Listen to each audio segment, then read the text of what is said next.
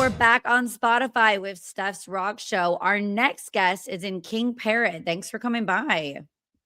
Hey, how you doing? Thanks for having me. I'm very grateful to be chatting with you today.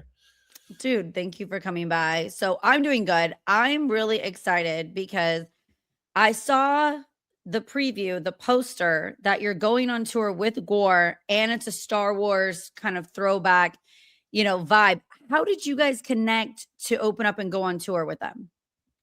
Well, we've been, I guess we've been chatting to those guys for a few years now about trying to make something work. And there'd been a few things that came up last year, and the planets didn't align. So they were like, you know what, we're going to do something next year. Let's just do the whole thing together. And so that all kind of worked out great. We're signed on Housecore Records, and so we've got a bit of a connection with, the Pantera crew and all that stuff, and they've got a bit of a connection with the GWAR people, and we also have a connection with the Soulfly people too. So it all just kind of came together, and here we are, all going on tour together in just just over a week we start. So it's exciting for us to come over and be part of something so cool. That is really neat. And Empire Strikes Back vibes. I dig it all. Since you guys are King Parrot, does anyone in the band actually own a parrot? No Parrot ownership here.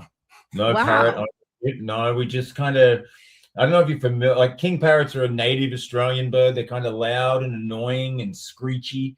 And we thought that kind of fit in with what we're doing musically. So you guys are loud and annoying and screechy. I don't know. I like the sound. Yeah. We're kind of in your face. We're we're pretty in your face. We're pretty obnoxious and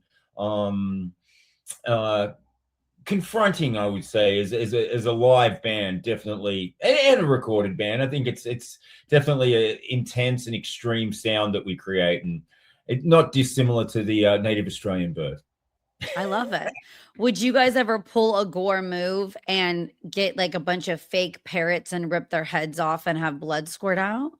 We would just do real parrots. That's all we would do. Real parrot. We'd probably go for the Ozzy Osbourne angle and just bite off the head of a parrot. Yeah, genius. That. I love it. Okay. Do your band ever get together and talk about, I'm a South Park fan, so I like the episode when Cartman is wondering if gingers have souls, and because you guys have a ginger, do you think gingers have souls? Is it a thing? No, they do not have souls. No, that's scary. No. Yeah. Okay, no good to know. That's my take on it. No. Are you currently in Australia, or are you guys now in America? No, I'm in Australia. Yeah, we're here. We leave on Saturday, next Saturday. So we're still at home. We're getting ready to fly. What a fucking trek. Well, you can't fly over the Middle East right now. Does that make you go further, or no, you're good? No, we go the other way. Yeah, we sort of fly the other way. So we go, past New Zealand, past over the Pacific. We past Hawaii and all that, and then we come in that way. What do you think of the United States? Well, because I've been there so much and we've toured there so much over the years, like I know what America is like. I know what the US is like. It's an amazing country. It's incredibly diverse. It's so different everywhere you go, like from California to, through the desert and into Texas and even Louisiana and Florida. They're all got their own thing going on. And then you go up the East Coast is a whole different world. I'm very well aware of how diverse and how different it is from state to state and city to city. I think a lot of people, especially people here and in Australia, will have a preconceived idea about what America is like just from the media or whatnot. And it's so far. It's just so far from the truth. You guys have got a preconceived idea of what Australia's like. And most of the people that I talk to from America that have an idea of what Australia is like, you know, oh, there's crocodiles and spiders and snakes and shit everywhere. And it's like, it's not quite like that, you know. Well, it So does fascinate me about Australia that there's a concentration of a lot of people in one area, and then it's vastly nothing for a yeah, lot of the country. sure. So it's not, like America where, yeah, we're spread out and diverse, but population wise, it makes more sense. Mhm. Yeah, sure. There's a whole lot of nothing going on in Australia. For most of Australia, there's a whole lot I of just nothing. think autistic people because have you seen Netflix autistic show? It's like dating on the spectrum in Australia. No, I haven't seen that. You gotta see it. So I thought you guys were all kind of retarded. You're now Well, teaching me maybe not. semi, definitely on the spectrum. Yeah, I am on the spectrum, I think for sure. There's something wrong with me. I just don't know what it is quite yet. So okay, how did King Parrot get together? How did you guys all find each other? Well, we were all like part of other bands previous to joining King Parrot, and I guess we kind of identified each other as people that were a little bit more committed to risk taking behavior in all facets of what it was, not in terms of the musicality as musicians, as people, and guys that wanted to push for something a little bit more out of what we were doing. You know, it's one thing just to be in a band, I guess, and all of that, but we identified each other, and we've made a point of identifying people that are going to be a part of this band. You know, you got to be prepared to get on the plane and go on tour and do things like that. And I think our goal was initially to be influenced by, you know, like all music, but primarily Australian underground music that we were influenced by as kids growing up in the 90s and 2000s and stuff. And we wanted to really pay respect to the bands that we grew up listening to, create our own sound that was kind of definitively Australian, and apply the aggression and the extremes of it, and but also the light-hearted sense of humor kind of stuff to it as well, which we've been able to do sort of with the live show a little bit and our music videos as well, and just create something unique and tour it around the world and see where it takes us. So, you know, that's something we're kind of proud of, and that we feel like we've been able to achieve, is like this unique, authentic, weird kind of band that sounds Australian, is extreme as we can be, but also a lot of fun. Yeah, very unique. That's for sure. Yeah. Quite a long flight. What are these bands that I wouldn't know of that were underground in Australia and kind of influenced the sound? Well, so there's bands like Sadistic Execution. There's bands like Blood Duster. There's a great band that were a huge influence on us called Damaged. Another band called Bean Flipper, who are, you know, from Tasmania. And Bean Flipper, like, is that about Bean masturbating? You'll have to ask them that question. It could very well be. I assume it must be. Up to interpretation on that one. Okay. Definitely is. But they just actually reformed. They're an older band, you know, been around for a long, long time. They just reformed, playing their first shows in 20 years, and we got to play with them last weekend, and it was unbelievably cool for us to do that. And yeah, so there's some of the bands that, you know, from my perspective, were a big influence on us and our sound. And you know, when they were coming through in the 90s, I guess it was a little bit harder for Australian bands to break out of the scene and get out internationally. So we wanted to be able to, you know, pay tribute to them. And now that the world is a little bit more accessible in terms of touring and things like that, you know, with the internet and whatnot, yeah, we just wanted to be able to do that. And yeah, so far so good. Nice. Way cool. So what? Who's got better groupies, America or Australia? I only ask very important questions on Stefs Rock Show. Right. Look, yeah. Who am I to discriminate? I mean, it's, you know. Look, you know, we don't spring chickens anymore, so we keep a pretty low profile. We just like to do our thing. So yeah, I have no comment on that. I know now that we're really old, it's like you think about doing something wild, but then you fall asleep before Yeah. it actually happens, you know? Yeah. It's like, oh no, I'm just gonna go to bed. Thank you very much. And you know, we're often we got our little bus thing that we travel around the US in, and we got our little bunks, and you know, we're just most nights straight after the show, we're just bouncing down the freeway to the next show. So Yeah, that's we're tired now, it's you not very know? rock and roll, that's for sure. It every couple months, maybe like some weird turn up happens. Are you guys on the sober train or are you guys still kind of drinking? I mean, personally, I've been clean and sober for 14 years. Uh, Congratulations. yeah, thank you. Some of the other guys in the band still drink and party a little bit, but it's certainly not at the level that it was maybe 10 or 15 years ago, for Yeah. sure. Yeah. Was there a pivotal moment in your life where you were like, "Okay, this is why I'm gonna get sober," or it just kind of happened randomly overnight? No, there was many moments. There was many things where I was like, where it just got progressively worse. I Yeah. was like, yeah. I mean, That's my kinda guy. Like, did yeah. you go to jail, like, fuck a lot of things up, not know what happened? Had a couple of had a few car accidents, but one specific one that was pretty horrific. Luckily, I didn't Mm. hurt anyone else, but smashed up to my car and another person's car. And obviously, insurance doesn't count when you're under the influence. So Yeah, I've been that, there.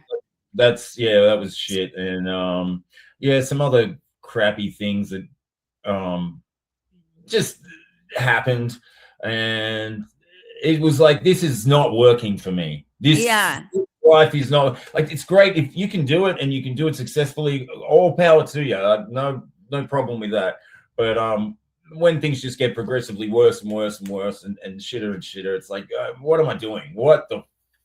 I wasn't achieving the things I wanted to achieve. I wasn't doing the things I wanted to do.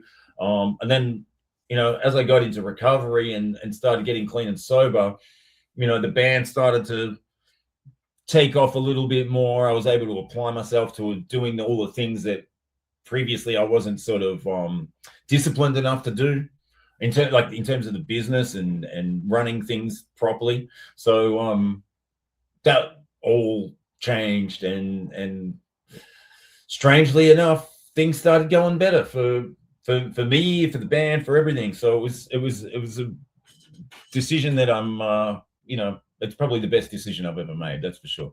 A positive light. Yeah, Mm. definitely.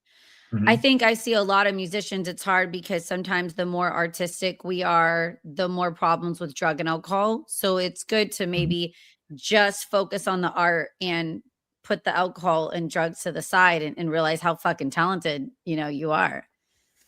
It's yeah, I mean, we often get, yeah, like artistic people certainly get caught up in all that shit, and it We have is overactive brains, and so you have to quiet your brain sometimes. So you got to find a way to quiet it with non-substances or the one that's healthy for you.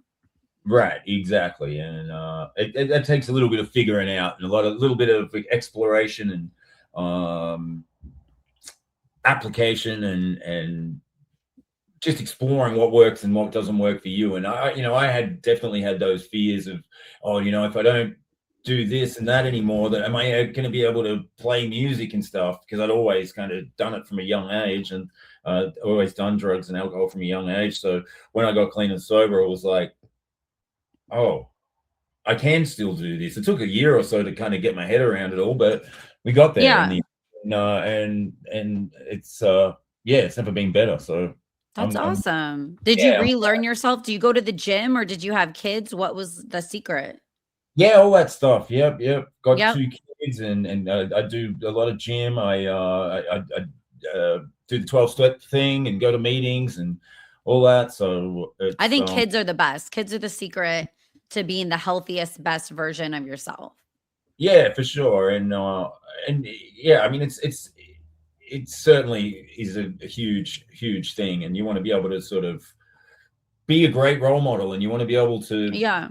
you know, show them that you can have a great life and you don't have to do that stuff, even though, you know, like their peers or whatever might be out doing that sort of thing. It's like, you can go down any road, and you can go down a road for a little bit and then change the road or whatnot. But I feel like being able to be in a band and do all this stuff and tour and see the world and be clean and sober, I'm doing my best to set a good example for them. So That's awesome. I'm a proponent of everyone having lots of kids, tons of babies. Don't stop making babies. I think I want like 4 more. So okay. yeah, I've got 2, and I'm not having it.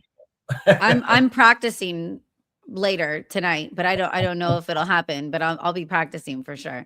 Practicing, great. Yeah. You know what you're reminding me of? Have you seen the movie Train Spotting? Yeah.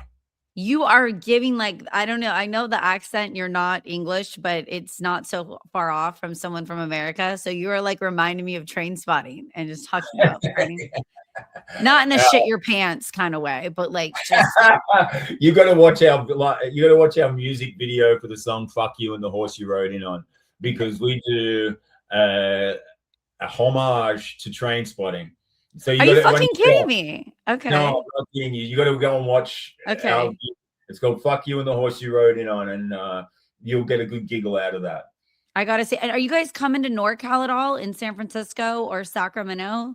We're playing in Sacramento, I believe. I think we're playing Sacramento with GWAR and Soulfly. Okay. All right. I'm going to come out and see you guys then. I'm going to, after this, I'll write it on my iCal and get a sitter so I can be cool again, because I'm like always home now. Yeah, no, that would be great. Yeah, come and say hello, and we'd love to see you at the show. I don't know if we're playing in San Fran, but I know we're playing in Sacramento. Yeah. Sweet. Way sweet. Yeah. Okay, I always make up a fun game on Stefs Rock Show that's a little crazy every time. So are you down? This game is called Would You Smash? Would you smash? Okay, we'll give it a shot. Okay. So a girl with daddy issues. Well, of course. Yeah, think prime 220s. This is prime 20s single dude, okay, that you're answering. Yeah. Well, yeah. Not married with kids now that we're all boring and I sit at home with tea. Pretend you're, Yeah, that's being done. Yeah. Okay. Tick that box. Yes. We're pretending we're back in the 90s. Okay. Girl with no tattoos. Yeah, sure. Okay. A vegan. Well, I was a vegan for a while myself, so what happened? Oh my God, what changed? Well, I just kind of being clean and sober and doing all that as well. I just felt like I was holding on to so much, and it was like it was like, oh, fuck, you can't eat this, and you can't do this, and you can't do that, and I was like, I can't do all of it. So I mean, I still agree with it, but I'm not a vegan anymore. But you want to shove meat in your mouth any chance you get. That's true. I feel you. True. But I have vegan friends and I love vegan people. So and you would smash a vegan though. I was yeah. Okay. A porn star. Well, maybe not these days. No. Maybe back in the 90s, maybe. Yeah. With the protection, maybe. Yeah, right. You know? Yeah. Okay. A woman who only has sex with a mask on. I think that would just be weird. No. Not even the scream mask, like Ghostface. Not into no? No. Okay. What if just her body was attractive though? And so like the mask helped everything. You know, you never know. I don't know. I think that just takes away from the intimacy side of things, you know. No, I'm gonna say no. Okay. Someone who didn't know who Jimi Hendrix is. Yeah, that's a no. Yeah, you gotta know who Jimi Hendrix is. Yeah, that'd be rough. Yeah. A furry. That's a hard no. No. So you're like no mask, no furry. Is that no muzzles? No. Do you have like a kink that you're into that you could share that's like kind of unique? No, I'm kind of boring. Vanilla, just missionary. Let's do this. No, not necessarily missionary. Jeez, this is going down a path I wasn't expecting. That's my show. That's my show right here. Okay, right. Okay, great. No, vanilla, but certainly not. I'm certainly, you won't catch me down at the bondage and discipline dungeon. That's No, for sure. you don't like being pegged. No, well, here's something for you. Whoa. If you go and check out another one of our videos called 10 pounds of shit in a 5-pound bag, we filmed that in a bondage and discipline dungeon, and that's probably as close as what us King Parrot dudes would get to doing any of that kind of stuff. And that was just a bit of fun and a stupid idea that we had. That was we wanted to I don't know, pay homage to a band from Austria called Pungent Stench, who you may or may not be familiar with. No. And they're an awesome old death metal band, and they used to get into all that sort of stuff. And so we contacted a bondage and discipline dungeon here in Melbourne, and they let us come and film a music video there, and it turned out fucking awesome. So you should check. I'm gonna check that out. Too. Did you guys have girls? Did you guys have like hot strippers or any girls in the video? Yeah. There's a couple of dominatrix girls that agreed to be in the video, and they did some torture stuff to us, which was awesome. Did they get to go home with you guys later? I didn't think they wanted to go home with us later. But we did some cool stuff for the video for sure. It's pretty ridiculous. Yeah. Way cool. Well, it was a lot of fun. You got to have fun on the music videos. Thank you so much for coming by Stefs Rock Show. I definitely am going to look up the date for Sacramento, and I want to come out. I think it's at Goldfield too, which isn't so far away, and support you guys out on tour, King Parrot with GWAR. If you have anything else you want to add, you're welcome to. Oh, check out our new record, A Young Person's Guide to King Parrot. It's out on Housecore Records in the US. And, if you haven't had the opportunity to go down the sinkhole of King Parrot music videos on YouTube, then by all means, go ahead and explore our little world of depravity. I'm going to do that right now. Yeah. But thank you so much for stopping by Stefs Rock Show. Thank you so much. I appreciate your support. Thanks so much. And I hope to see you. Definitely.